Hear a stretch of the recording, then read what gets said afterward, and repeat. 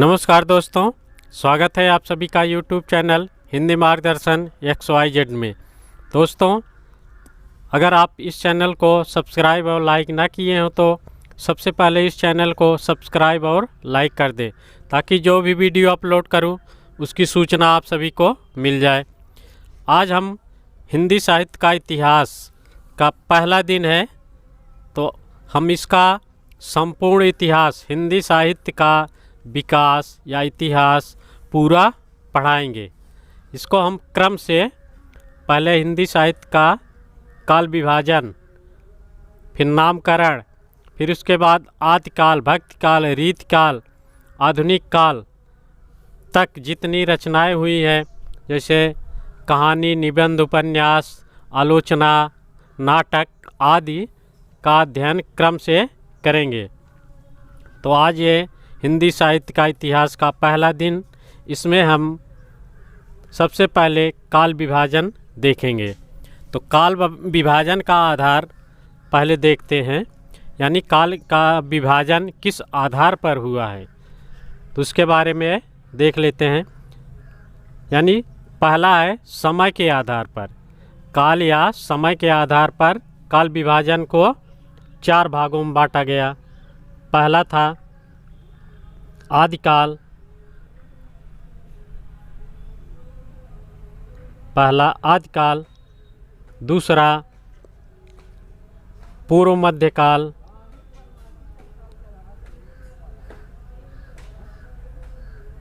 पूर्व मध्यकाल, और तीसरा उत्तर मध्यकाल,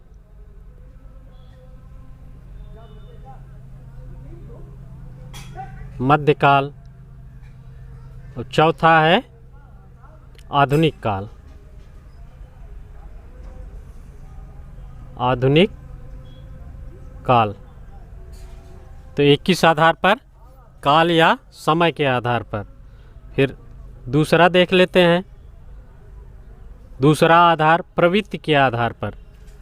तो प्रवृत्ति के आधार पर हम काल विभाजन करते हैं। तो इसमें पहला है वीर गाथा काल,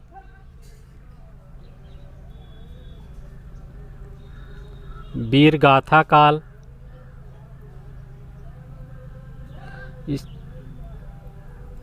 और दूसरा है भक्ति काल,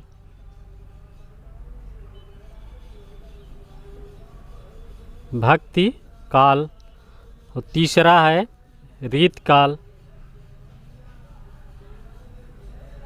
रीत काल, चौथा है गद्य काल। किस आधार पर?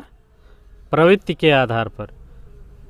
फिर इसके बाद अगला देखते हैं, यानी तीसरा साहित्यकार के नाम के आधार पर। तो साहित्यकार के नाम के आधार पर 2 ही आधार थे, एक भारतेंदु युग, भारतेंदु युग, और दूसरा द्विवेदी युग। ठीक, 2 ही विभाजन हुआ। फिर सुधार आंदोलन के आधार पर, इसके 2 भाग इसके भी हैं। पहला है पुनर्जागरण काल, पुनर्जागरण काल, और दूसरा है जागरण सुधार काल, जागरण सुधार काल। ये काल विभाजन का आधार था। तो हम काल विभाजन का आधार देख लिए। इसके बाद हम देखते हैं काल विभाजन, अनेक विद्वानों ने अपना मत दिया है। काल विभाजन के लिए अनेक विद्वान ने अपना अपना मत दिया है कि किस विद्वान के अनुसार कितने भाग काल विभाजन में किए गए हैं और उसका समय, इन सब के बारे में देखते हैं। सर्वप्रथम हिंदी साहित्य के काल विभाजन का आधार, यानी सर्वप्रथम प्रयास हिंदी साहित्य का काल विभाजन जॉर्ज ग्रियर्सन नामक एक अंग्रेज विद्वान ने किया। यानी यहाँ से प्रश्न बनता है कि काल विभाजन का सर्वप्रथम प्रयास किसने किया? तो कौन थे? George Grierson. ये प्रश्न पूछा गया है। ठीक, जॉर्ज ग्रियर्सन एक अंग्रेज विद्वान थे।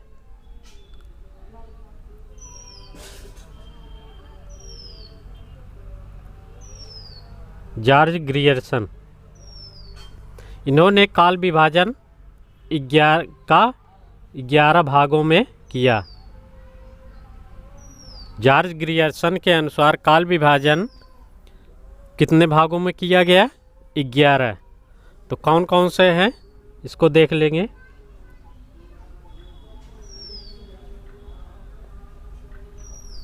पहला है चारण काल।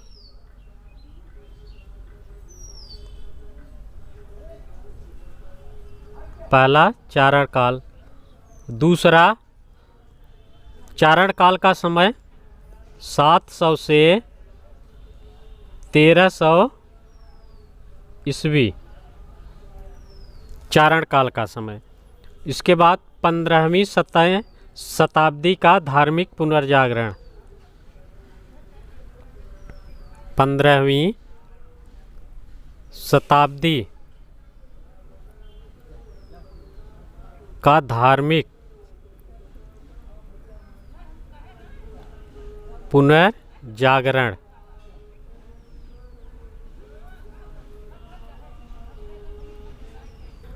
दूसरा 15वीं सदी का धार्मिक पुनर्जागरण। और तीसरा मलिक मोहम्मद जायसी की प्रेम कविता। मलिक मोहम्मद जायसी की प्रेम कविता। ठीक। और चौथा है ब्रज का कृष्ण संप्रदाय। ब्रज का कृष्ण संप्रदाय। अब आगे देखते हैं पांचवा है मुगल दरबार।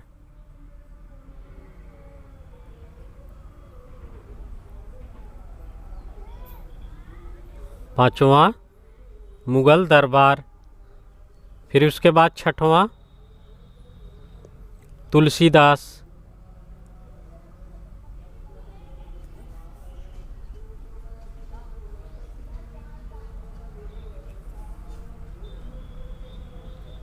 तुलसीदास। सातवां रीत काव्य।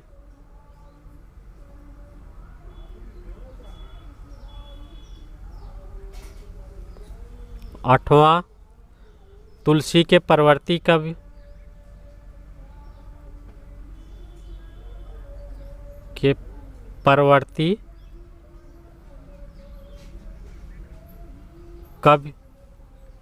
और नौवां 18वीं सदी यानी शताब्दी।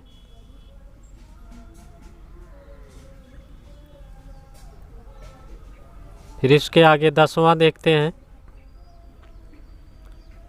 10वां कंपनी के शासन में हिंदुस्तान।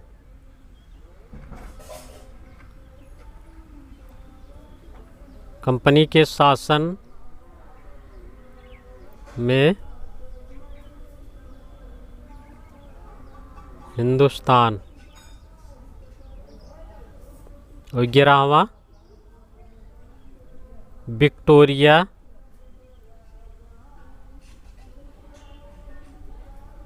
के शासन में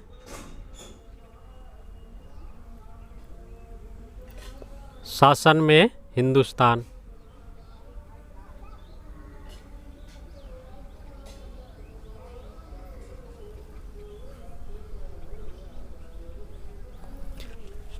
तो हम अभी सबसे पहले यानी सर्वप्रथम हिंदी साहित्य का काल विभाजन किसने किया?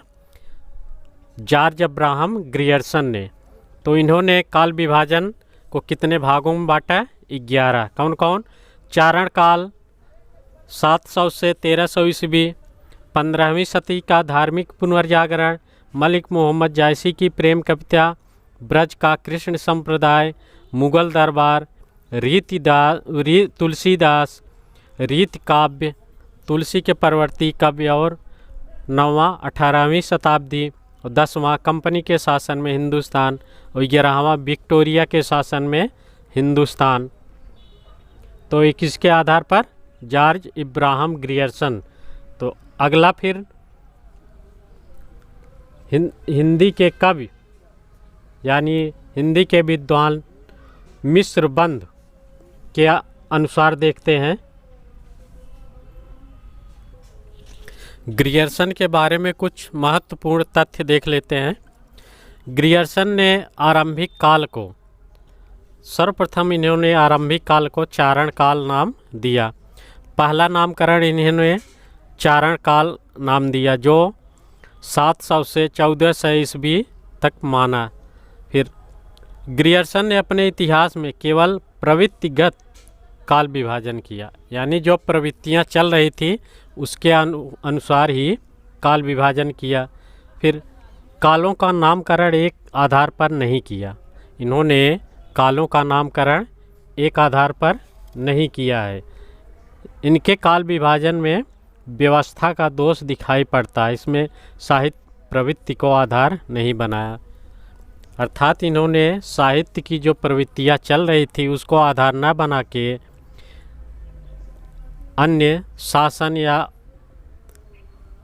वहाँ के जो शासन व्यवस्था थी उसके अनुसार इन्होंने काल विभाजन किया। ग्रियर्सन के अंतर्गत चारण काल के अनुसार चारण काल में इन्होंने 9 कवियों को रखा। कौन कौन? पुष्य, दूसरा कुमार सिंह, तीसरा केदार, चौथा कुमारपाल, और 5वां अनन्यदास, 6वां चंद्रबरदाई, और 7वां जगनिक, 8वां जोधराज एवं 9वां सारंगधर। ठीक। और इनका जो काल विभाजन था, कुछ विद्वान ने इनके नाम को कुछ बदल कर अपना काल विभाजन किया। जैसे चारण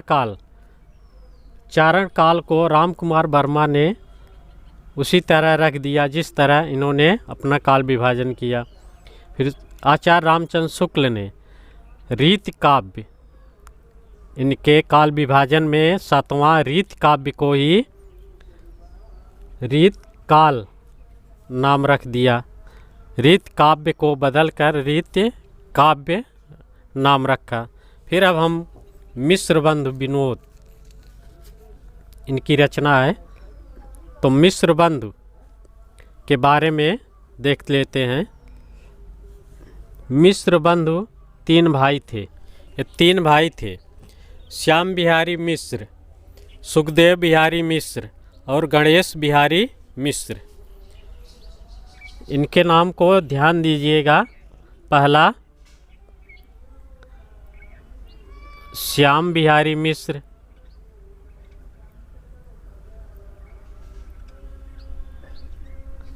दूसरा सुखदेव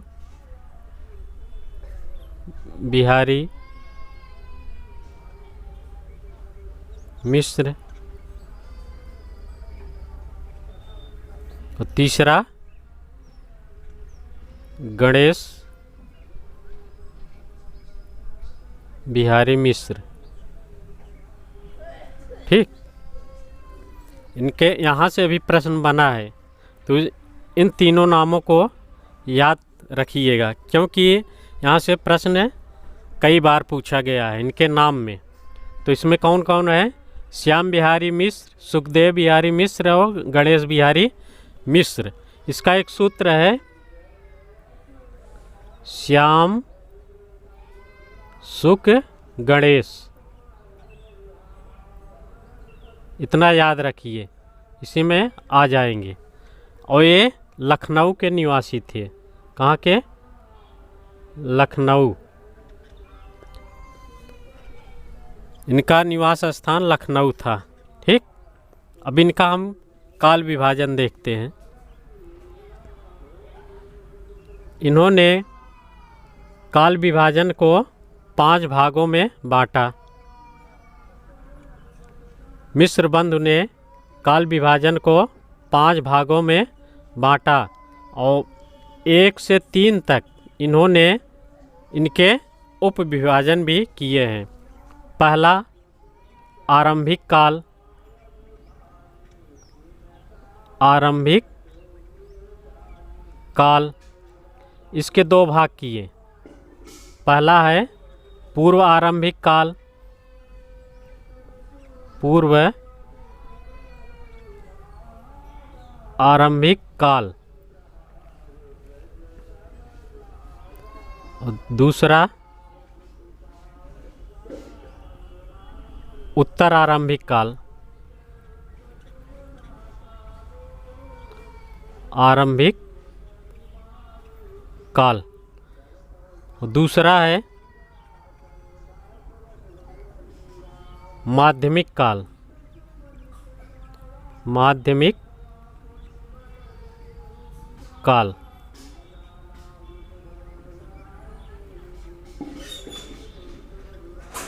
पहला इन्होंने आरंभिक काल को 2 भागों में बांटा, पूर्व आरंभिक काल और उत्तर आरंभिक काल।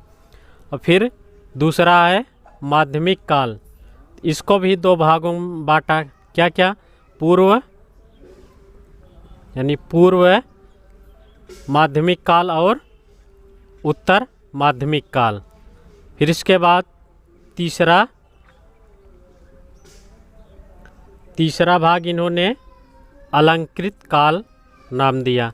यहाँ से प्रश्न बनता है कि अलंकृत काल का नाम किसने दिया?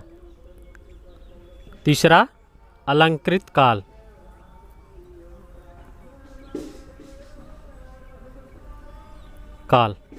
ठीक, इसके भी 2 भाग किए। पहला पूर्व अलंकृत काल,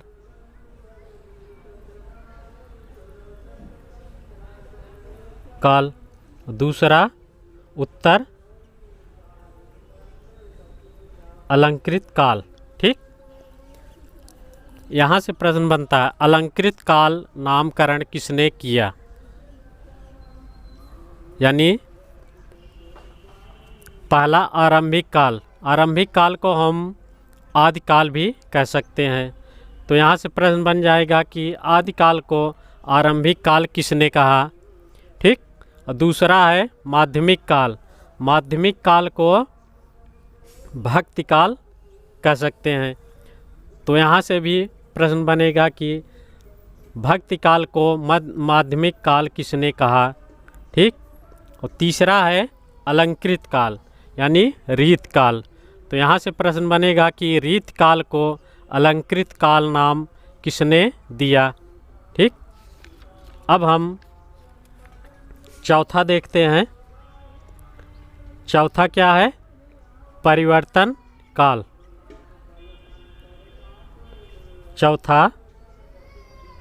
तीसरा है चौथा परिवर्तन काल। और 5वां और अंतिम वर्तमान काल।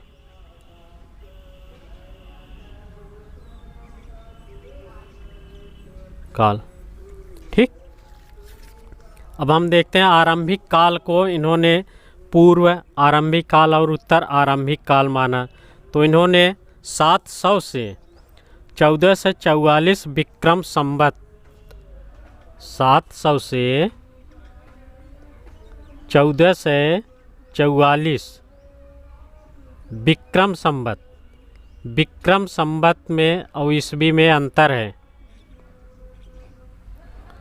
ठीक, विक्रम संवत और ईस्वी में अंतर है, देख लेते हैं। अगर हम विक्रम संवत में 57 घटा देंगे तो ईस्वी प्राप्त हो जाएगा। अगर हम ये विक्रम संवत है में -57 कर दें तो क्या मिलेगा, हमें ईस्वी प्राप्त हो जाएगा जो वर्तमान में चल रहा है। ठीक, ईसा पूर्व या विक्रम संवत। तो इसमें हम 57 घटाने पर हमें ईस्वी प्राप्त होगा, इसको ध्यान दीजिएगा। पहला इन्होंने क्या नाम किया, आरंभिक काल 700 से 1444। फिर माध्यमिक काल 1445 से 1680 विक्रम संवत। फिर अलंकृत काल 1681 से 1889 विक्रम संवत। विक्रम संवत में 57 घटाने पर ईस्वी प्राप्त होगा। फिर परिवर्तन काल चौथा भाग, तो इसको 1890 से 1924 विक्रम संवत माना। फिर वर्तमान काल 1926 विक्रम संवत से अब तक। ठीक, एक किसके अनुसार, मिश्र बंधु विनोद के अनुसार। अब अगला देखते हैं, महत्वपूर्ण और आचार्य रामचंद्र शुक्ल के द्वारा।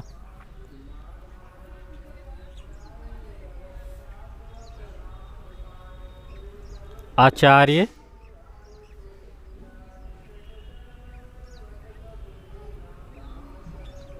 रामचंद्र शुक्ल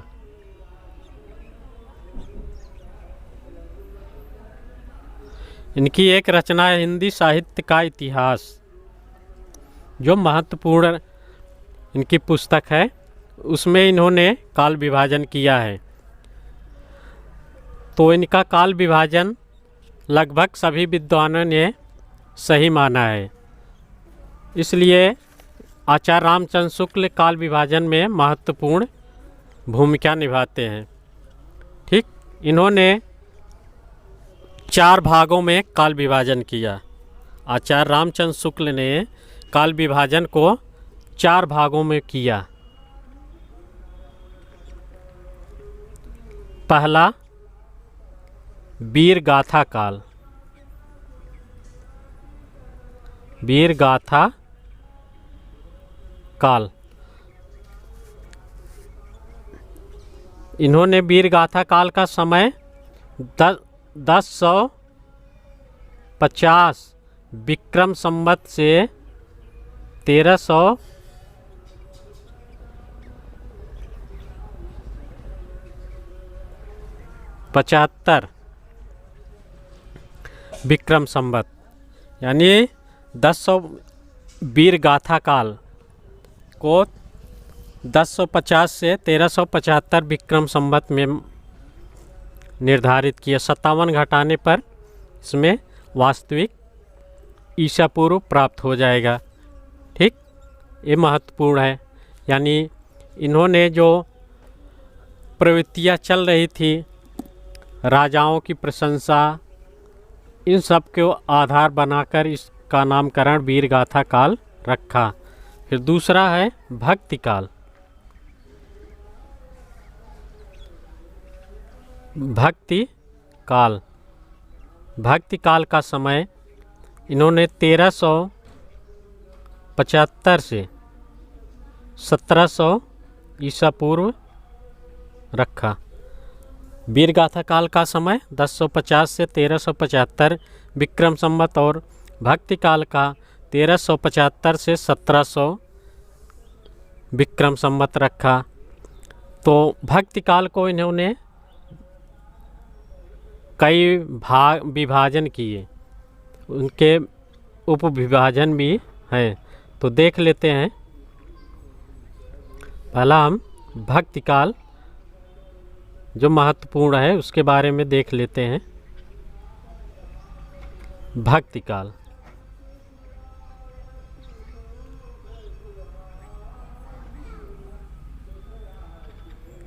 भक्ति काल, इसके इन्होंने 2 भाग किए।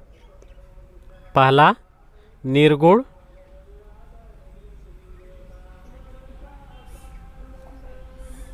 निर्गुण भक्ति, दूसरा सगुण भक्ति।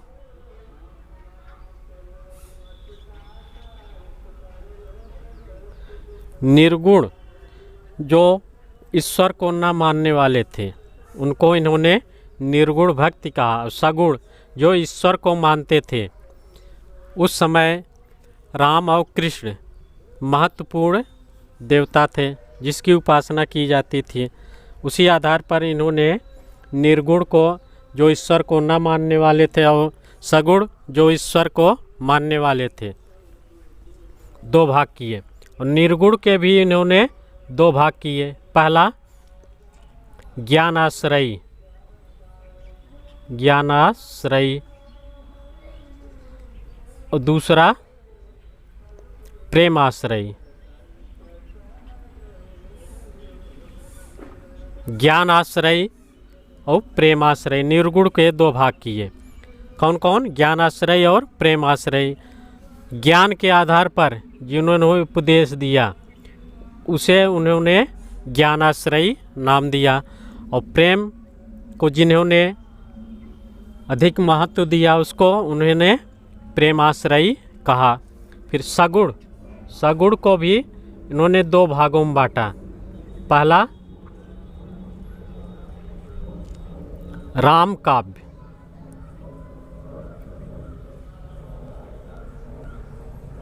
दूसरा कृष्ण काव्य।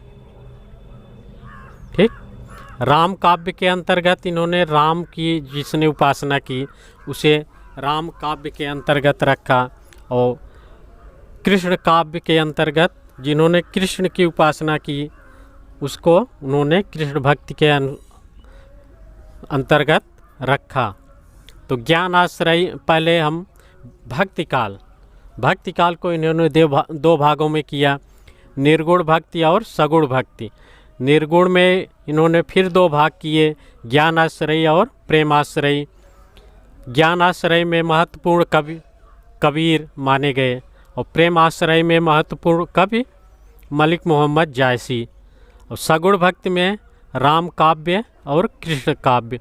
राम काव्य में इन्होंने महत्वपूर्ण कवि तुलसीदास, और कृष्ण काव्य में सूरदास को महत्व दिया। अब इसके बाद इन्होंने तीसरा विभाजन किया, रीत काल। रीत काल इन्होंने नामकरण किसके आधार पर किया?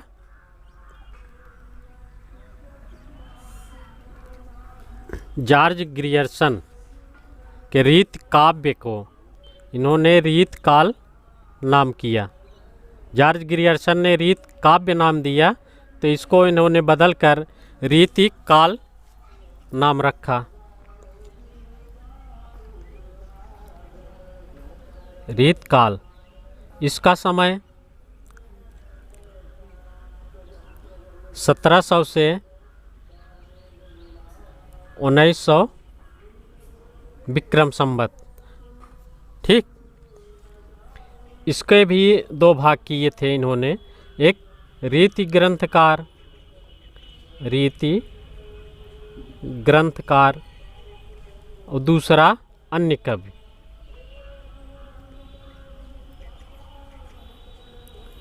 जो रीत के अनुसार रचना की उन्होंने रीति ग्रंथकार माना, और इन्होंने एक भाग अन्य कवि किया जिसको उन्होंने महत्वपूर्ण उतना नहीं दिया। फिर आगे देखते हैं, चौथा भाग इन्होंने क्या किया? आधुनिक काल।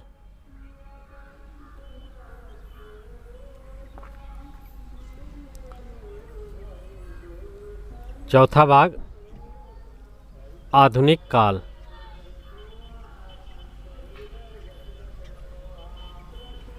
आधुनिक काल, तो इसका समय 1900 से अब तक। ठीक, 1900 विक्रम संवत या संवत से अब तक, इसको आधुनिक काल को इन्होंने गद्य काल नाम दिया। तो इसके भी दो भाग किए, पहला गद्य खंड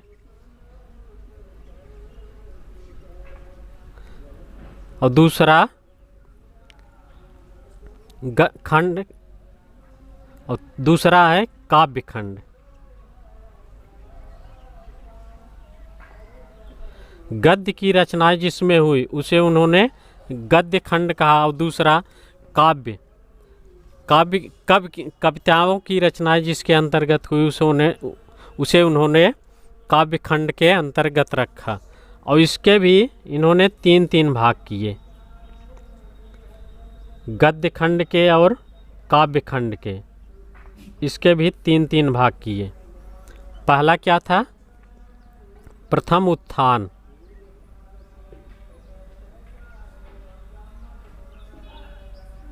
प्रथम उत्थान, द्वितीय उत्थान और इसका तृतीय उत्थान। प्रथम उत्थान, द्वितीय उत्थान और तृतीय उत्थान। वैसे काव्यखंड में भी प्रथम उत्थान, द्वितीय उत्थान और तृतीय उत्थान नाम रखा। तो प्रथम उत्थान का समय, ये प्रश्न आया हुआ है, ठीक, यहाँ से प्रश्न बनता है। प्रथम उत्थान का समय 1925 से 1950। फिर से देख लेते हैं।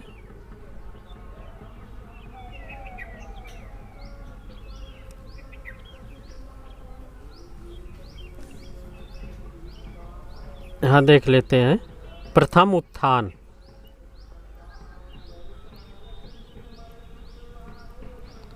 1925 से 50 विक्रम संवत।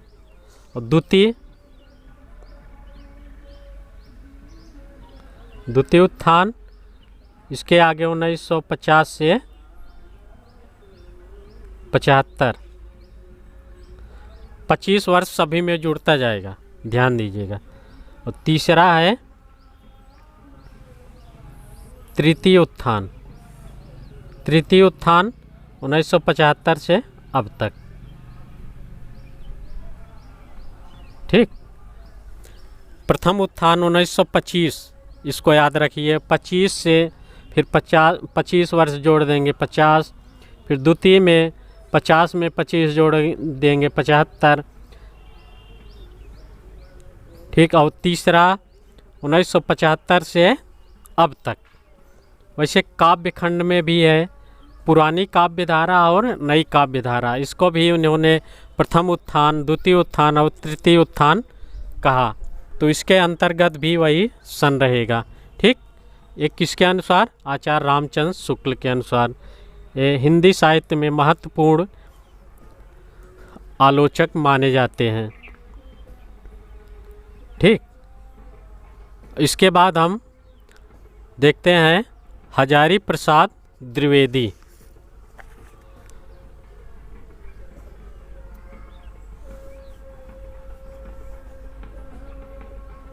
नहीं, इसके पहले हम देख लेते हैं राम कुमार वर्मा के बारे में।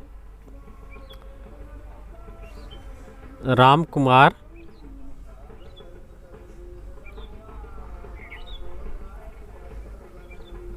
कुमार वर्मा, इनकी पुस्तक है हिंदी साहित्य का वैज्ञानिक इतिहास।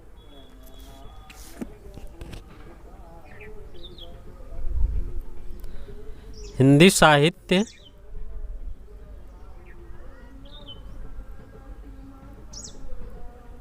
का वैज्ञानिक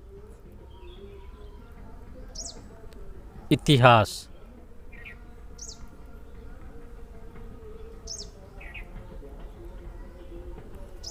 राम कुमार वर्मा की पुस्तक हिंदी साहित्य का वैज्ञानिक इतिहास, इसका प्रथम भाग 1965 में और द्वितीय भाग 1965 में ही प्रकाशित हुआ। इसके 2 भाग हैं। पहला भाग 1965 में, फिर दूसरा भाग भी 1965 में ही प्रकाशित हुआ, ठीक। 2 भाग हैं इसके। और केवल भक्ति काल का तक का उल्लेख किया है। इन्होंने जो काल विभाजन किया है, इनके अनुसार केवल भक्ति काल तक का ही उल्लेख है, उसके आगे इन्होंने काल विभाजन नहीं किया है। पहला संधि काल,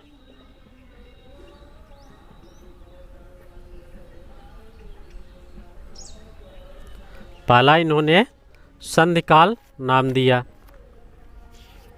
संधिकाल, फिर इसका समय 750 संवत से 1000 संवत। 57 घटाएंगे तो ईस्वी आ जाएगा। ठीक, पहला इन्होंने संधिकाल और दूसरा चारण काल।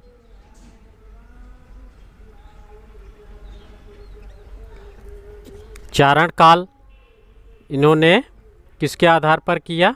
जॉर्ज इब्राहम ग्रियर्सन के चारण काल को लिया। तो इसका समय इन्होंने 1000 संवत से 1375 संवत। ठीक, फिर इसके बाद भक्ति काल, रीत काल और आधुनिक काल है, लेकिन इन्होंने केवल भक्ति काल तक ही उल्लेख किया है। ठीक, मान सकते हैं इनका भक्ति काल इन्होंने 1375 से 1700 और रीत काल 1700 से 1900 विक्रम संवत और आधुनिक काल 1900 विक्रम संवत से अब तक। ठीक, अब फिर इसके बाद हम हजारी प्रसाद द्विवेदी अब देखेंगे। ये भी महत्वपूर्ण आलोचक और निबंधकार हैं। इनकी पुस्तक हिंदी साहित्य का उद्भव और विकास,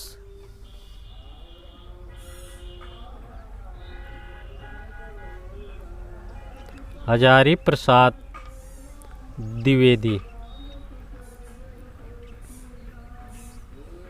इनकी एक पुस्तक है हिंदी साहित्य,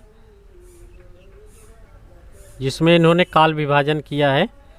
हिंदी साहित्य उद्भव और विकास, उद्भव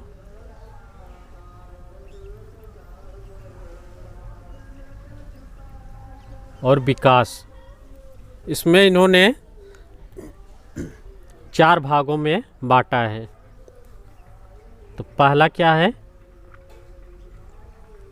आदिकाल।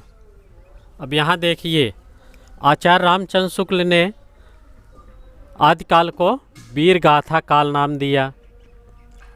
ठीक, और हजारी प्रसाद द्विवेदी ने इसका नाम आदिकाल रखा।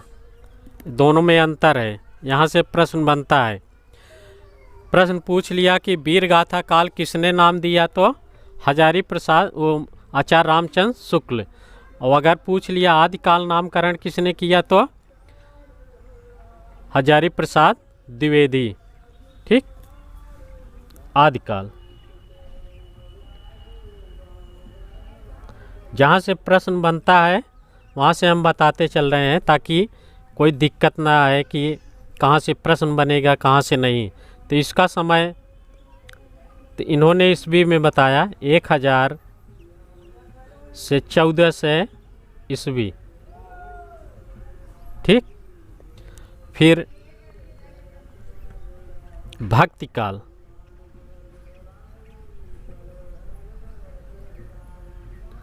भक्ति काल, भक्ति काल का समय इन्होंने 1400 से 1700, 1400 से 1700 ईस्वी।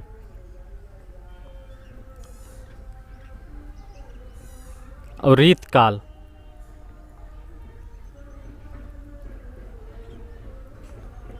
रीत काल का 1700 से 1900। ये सब शुक्ल के अनुसार आगे बढ़ेंगे। फिर आधुनिक काल,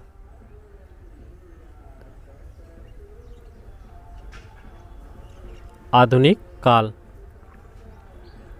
इसका समय 1900 से अब तक।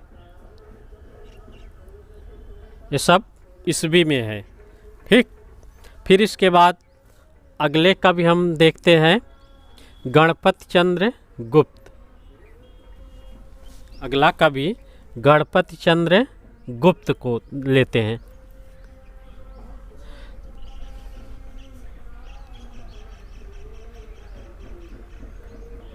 गणपति चंद्र गुप्त।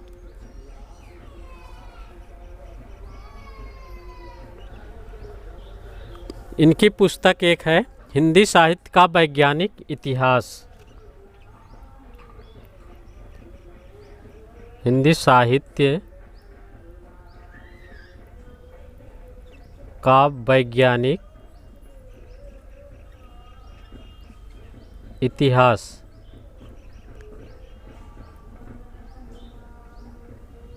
गणपति चंद्र की पुस्तक हिंदी साहित्य का वैज्ञानिक इतिहास, इसमें इन्होंने काल विभाजन किया है। इसके दो भाग हैं। इस पुस्तक के दो भाग हैं। प्रथम भाग का प्रकाशन प्रथम भाग 1964 ईस्वी में प्रकाशित हुआ और द्वितीय भाग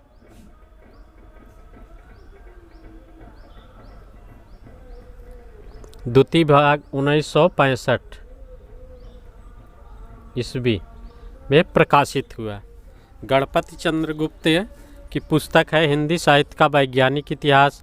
इसके दो भाग हैं, जिसका प्रकाशन प्रथम भाग का 1964 और द्वितीय भाग का 1965 में प्रकाशन हुआ। ठीक, इन्होंने 3 भागों में काल का विभाजन किया है। कितने आधार पर? 3 कालों के। पहला इन्होंने प्रारंभिक काल, इन्होंने पहला नाम प्रारंभिक काल या शून्य काल नाम दिया। तो इनके अनुसार प्रारंभिक काल और शून्य काल, तो प्रारंभिक काल या शून्य काल, इसका समय 1184 से 1350, 1184 से 1350 ईस्वी। ठीक, और दूसरा है मध्यकाल। मध्यकाल, इसका समय 1350 से 1857 ईस्वी। इसके इन्होंने मध्यकाल को इन्होंने 2 भागों में बांटा, पूर्व मध्यकाल और मध्यकाल यानी उत्तर मध्यकाल। पूर्व मध्यकाल या उत्कर्ष काल 1350 से 1600 ईस्वी माना। फिर मध्यकाल या चरमोत्कर्ष 1600 से 57। ठीक, 2 भाग किए। फिर तीसरा भाग है आधुनिक काल।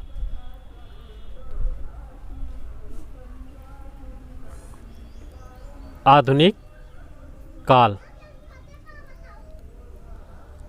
काल 1857 से 1965।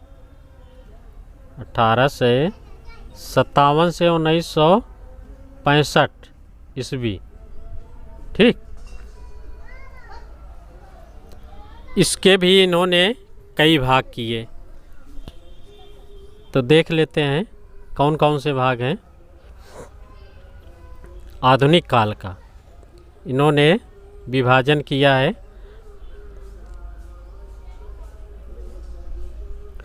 पहला है भारतेंदु युग। कौन सा? आधुनिक काल के अंतर्गत पहला है भारतेंदु युग। भारतेंदु युग, तो इसका समय 1857 से 1900। और दूसरा है द्विवेदी युग। द्विवेदी युग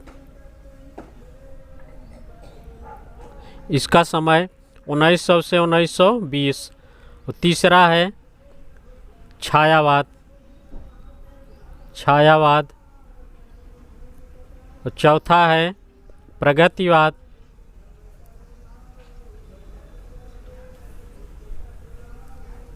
प्रगतिवाद।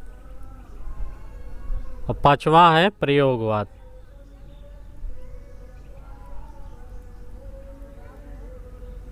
पांच आधुनिक काल को इन्होंने 5 भागों में बांटा। भारतेंद्र युग 1857 से 1965। फिर द्विवेदी युग 1900 से 1920। छायावाद 1920 से 1937 ईस्वी है सब। और प्रगतिवाद 1937 से 1945 ईस्वी। फिर प्रयोगवाद 1945 से 1965 तक। ठीक, एक किसके अनुसार? गणपति चंद्र गुप्त के अनुसार। फिर अगले विद्वान देखते हैं डॉक्टर नगेंद्र। डॉक्टर नगेंद्र के अनुसार हिंदी साहित्य का नामकरण। डॉक्टर नगेंद्र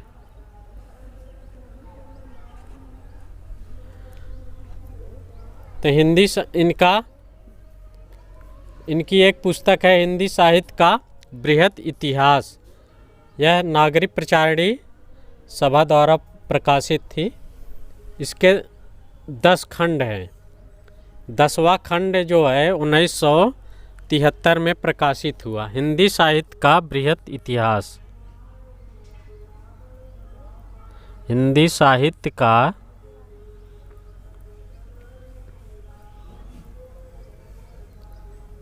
बृहत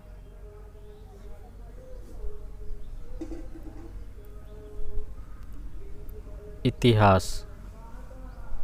इसके 10 खंड हैं। ठीक, तो इन्होंने नामकरण क्या क्या रखा?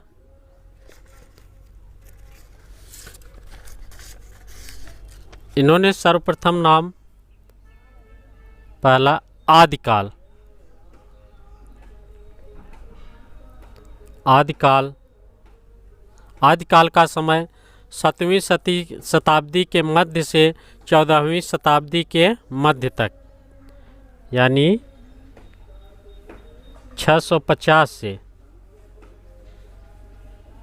14वीं शताब्दी के मध्य तक, यानी 14 से 50। ठीक, और दूसरा नाम भक्ति काल।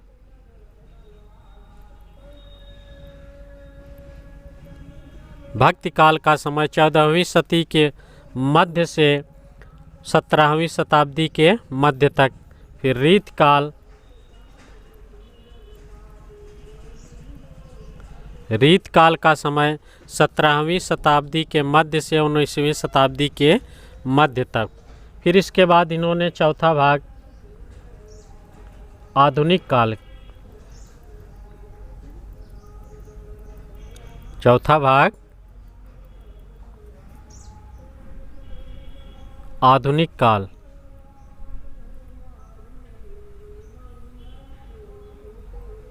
19वीं शती के मध्य, यानी 19वीं शताब्दी के मध्य।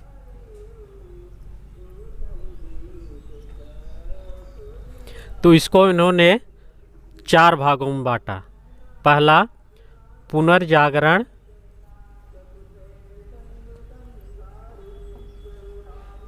पुनर्जागरण।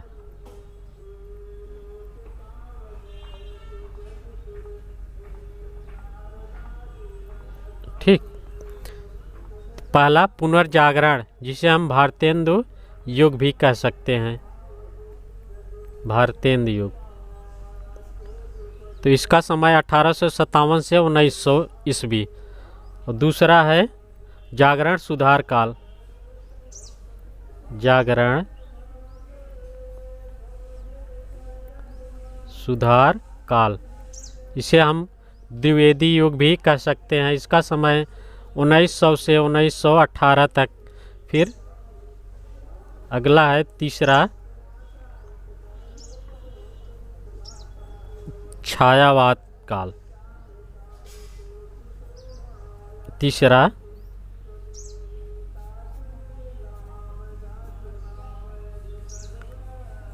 छायावाद।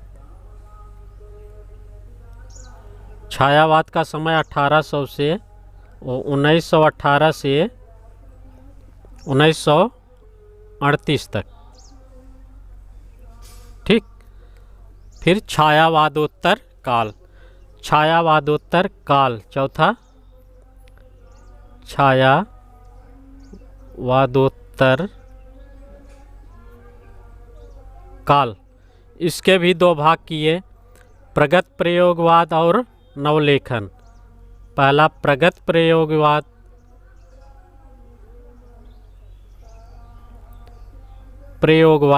फिर दूसरा नवलेखन काल। ठीक। अब एक महत्वपूर्ण अब हम देख लेते हैं, नागरी प्रचारणी सभा काशी द्वारा जो काल विभाजन किया गया, इसको लगभग सर्वमान्य माना गया।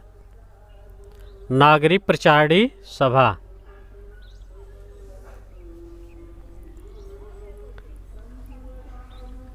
नागरी प्रचारिणी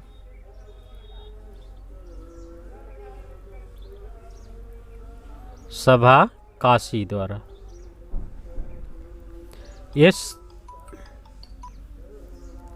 ये सर्वमान्य मत है। ठीक। तो इन्होंने पहला काल क्या रखा? आदिकाल। आदिकाल या वीरगाथा काल।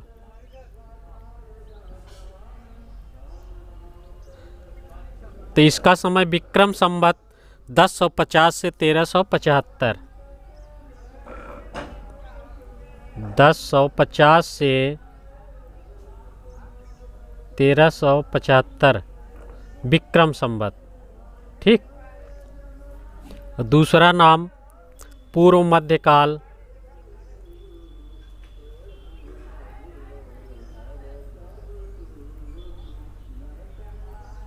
पूर्व मध्यकाल या भक्तिकाल।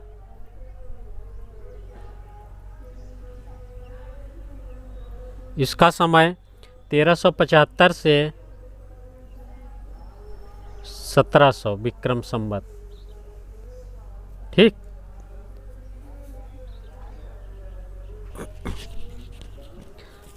दूसरा है पूर्व मध्य काल या भक्ति काल। यह समय 1375 से 1700 ईस्वी यानी विक्रम संवत ईसा पूर्व।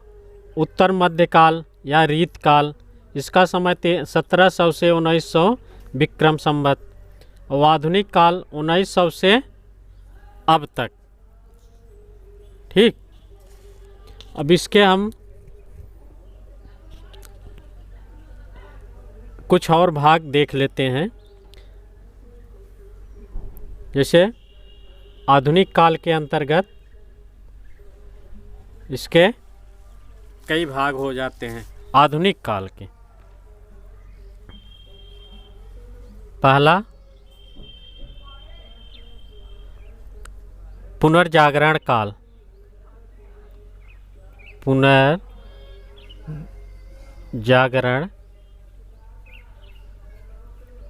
काल, इसे भारतेंद्र युग,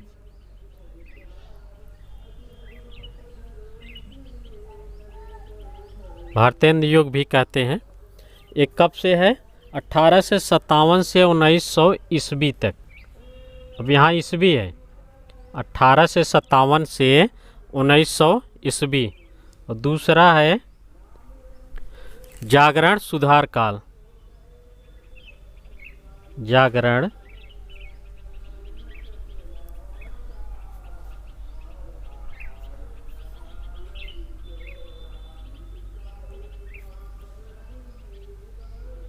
सुधार काल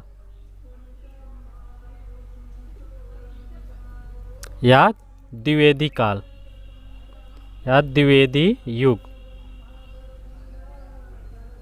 ठीक। तो तीसरा है छायावाद युग। छायावाद,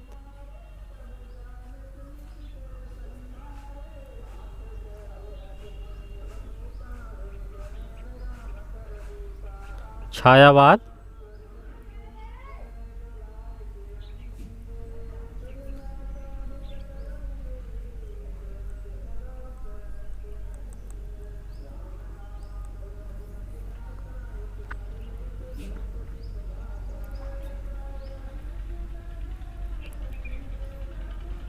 छायावाद युग। फिर चौथा है प्रगति युग।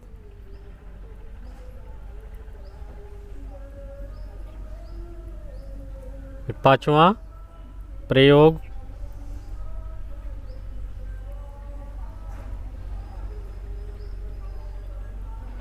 युग। फिर नई कविता छठवां, नई कविता सातवां सठोत्तरी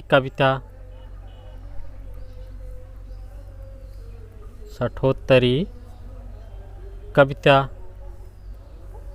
अंतिम समकालीन कविता आठवां, समकालीन कविता। ठीक। ते आधुनिक काल के इतने विभाजन हुए हैं। पुनर्जागरण काल यानी भारतेंद्र युग, इसका समय 1857 से 1900 ईस्वी। फिर जागरण सुधार काल या द्विवेदी युग, तो इसका समय 1900 ईस्वी से 1918 ईस्वी। फिर छायावाद युग, छायावाद युग का समय 1918 से 1936 तक। फिर प्रगति युग यानी प्रगतिवाद युग, इसका समय 1843 से 1900 नहीं प्रगतिवाद का समय 1836 से 1943 ईस्वी। फिर प्रयोगवाद 1943 से 1952 तक। फिर नई कविता 1952 से 1960। फिर सठोत्तरी कविता 1960 से 1990। फिर समकालीन कविता 1990 से अब तक। ठीक। तो हमने ये नागरिक प्रचारिणी सभा काशी द्वारा प्रकाशित यानी काल विभाजन ये सर्वमान्य मत है। और कुछ श्याम सुंदर दास के अनुसार भी इन्होंने काल विभाजन किया। इन्होंने वीर गाथा युग या आदि युग, पहला विभाजन वीर गाथा युग या आदि युग कहा। फिर दूसरा भक्ति युग और तीसरा रीति युग। फिर चौथा नवीन विकास युग। किसके अनुसार? श्याम सुंदर दास के अनुसार। फिर बच्चन सिंह ने भी कुछ नामकरण किए हैं। पहला इन्होंने अपभ्रंश काल, दूसरा भक्ति काल, तीसरा रीत काल, चौथा आधुनिक काल। पहला काल इन्होंने बच्चन सिंह ने अपभ्रंश काल नाम दिया। ठीक। और श्याम सुंदर दास ने पहला काल वीर गाथा युग या आदि युग नाम दिया। ठीक। ये हमारा आज नामकरण पूरा हो गया। विभिन्न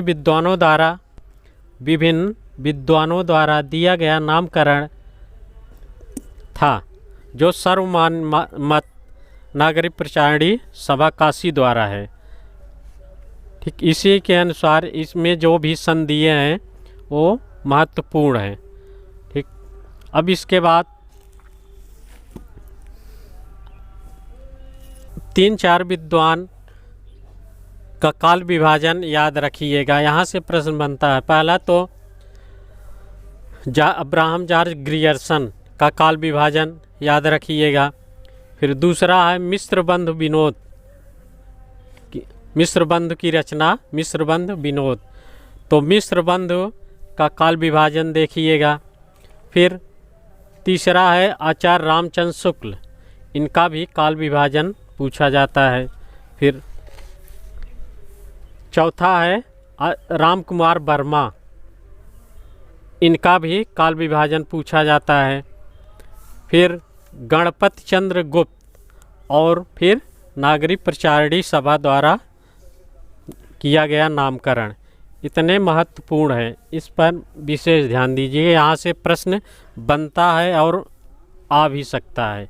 ठीक, अभी अब हमने आज केवल काल विभाजन यानी नामकरण, किस विद्वान ने कितने भागों में काल विभाजन किया और कब से कब तक, इसके बारे में पढ़ा और इसमें भी बताते चले कि कहाँ से प्रश्न बन सकता है। ठीक, अब इसके बाद इसके आगे हम अगले पार्ट में देखेंगे। तब तक के लिए दोस्तों नमस्कार।